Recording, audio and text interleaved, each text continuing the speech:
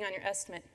Staying in the Southern Hemisphere, Christchurch, two more success stories. Likewise, a rule of law for stringent building code adoption and enforcement, minimal lives lost.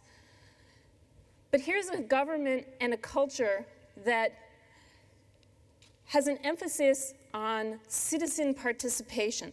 Central Business District was closed for 2 years, and the rebuilding process, because of the citizen participation, could take as much as 10 or 20 years, but this is a success story because of the deep investment of the political leaders in the social fabric, the social capital, the shared responsibility of the community.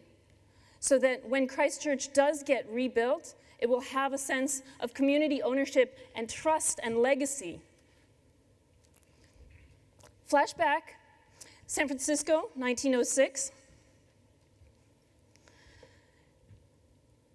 The earthquake was followed by what some economists consider to be the biggest boom in American history. And this was because specifically the economic conditions were just right to ignite an economic explosion. So we begin to get a sense of the social factors that contribute to resilience, economics, demographics, but also governance capacity, community values. And once we identify those social factors, the next step is to apply credible metrics, consistent metrics, and scientific standards. And that's where GEM is really taking the next step. That's where GEM is igniting risk assessment. We apply the same degree of scientific rigor to the social risk as to the physical risk.